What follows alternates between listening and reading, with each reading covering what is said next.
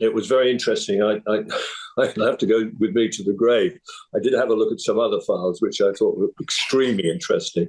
Did the bodyguard that survived? I know we see it in the documentary that he, you know, obviously he survived the accident. Did he provide you any sort of insight into what happened, or did he completely black out and forget everything that happened following the crash? Yeah, we saw him on Trevor Rees-Jones. He was actually probably the only one wearing a seatbelt, by the way. We did actually see him on a number of occasions and were very gentle with him. He had horrendous injuries. He could not remember what happened that night. And we tried all different things with his agreement to try and trigger that memory back. He couldn't remember. And at the end of the day, we just said, thank you, Trevor, and we moved on. So he couldn't remember anything that took place that night. I think the last thing he remembered was going on duty in the Ritz, but beyond that, he couldn't take us anywhere. Incredible. I can't imagine how difficult it would have been to try and speak with him and sort of knowingly dig up that trauma. What were the hardest parts about this case?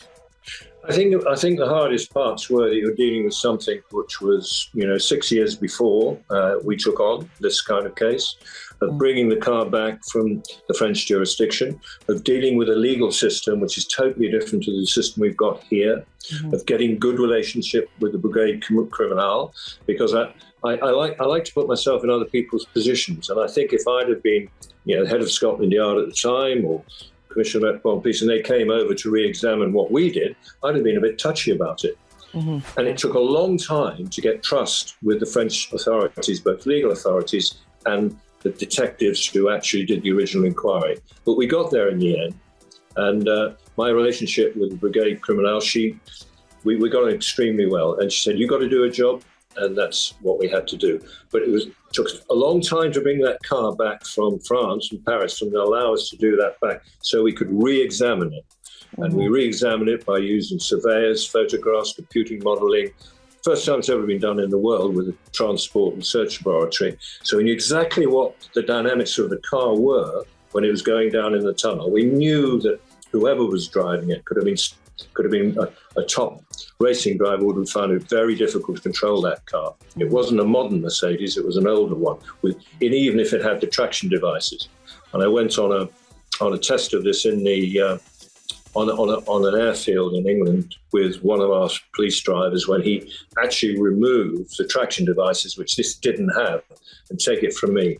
If you're driving at 75 miles an hour and then going down an incline of 7 degrees, or there's more than that, you're not going to control it. Is there anything about this case that still keeps you up at night, like not finding the driver of the Fiat? Does anything about this case still keep you up?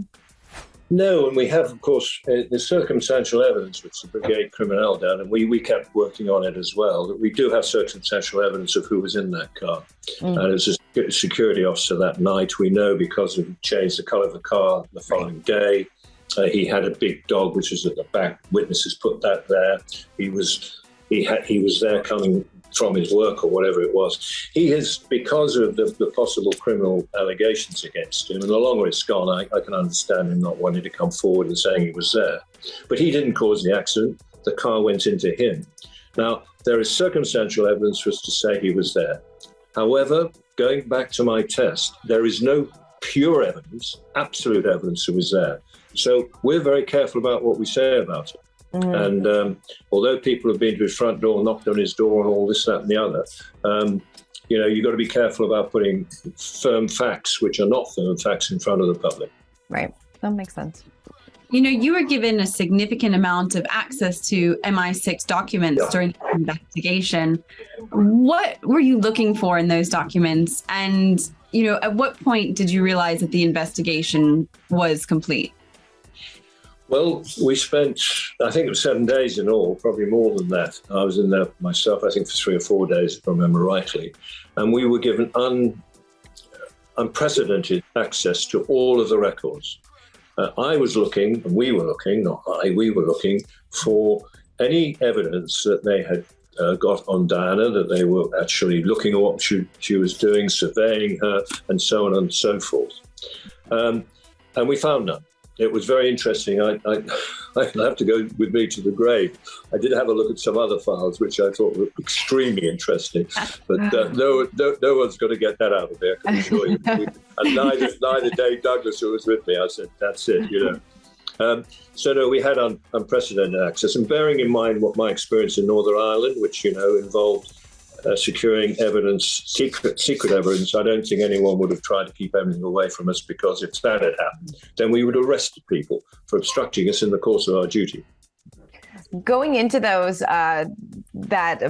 going through those files and everything, was it ever in the back of your mind, like, oh my God, if something does come up, this could take down the entire monarchy? Well, again, we're going back to, if you've been asked a job to do, you're never going to please everybody. I mean, at the end of the day, Mr. Al-Fayed was very cross about me. He made some pretty nasty allegations, which I actually in the court asked him for an apology. I've not got it yet. No, you know that you're going to do, if you're taking on a job like this, you just get on with a job. You know you're going to take brickbats. You know you're going to have stories spread about you, false stories.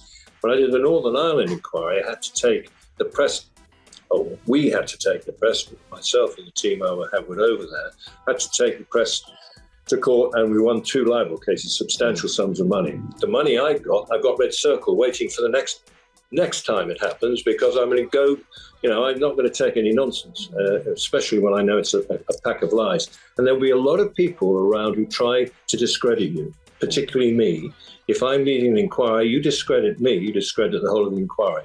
Right. And some people have tried to do that, but they've not been successful in doing it. In your investigation, you met with Prince Charles to speak with him. Yes. What was that like? Was he receptive to the inquiry, or was he standoffish? How did that go? No, he was totally cooperative. I went in with the Detective Chief Superintendent Dave Douglas and put questions to him over a letter that came around about Tiggy Lake Burke in terms of his relationship with her, which we had to do. And he knew we had to do it. He was cooperative, he was charming, and he knew we were totally professional. We had the job to do, heir to the throne maybe, but we still had to do the job. So we went there, I think we were in there for about an hour and 15 minutes, and took a statement from him. Was he aware? Now, was this the letter that Diana allegedly wrote to Paul Burrell about, that she may die in a car accident? Was that, and did he read that letter? And what was his reaction to that? No, it was a different letter. It was actually, it's just been concluded in the courts of justice about 3-4 weeks ago, when the allegation was made that he was having an affair with Tiggy Lake Burke, who was a nanny, and also had a child by her. Of that nature. The letter in relation to the one you're talking about was given to Lord Mishcon, who was her personal solicitor at the time.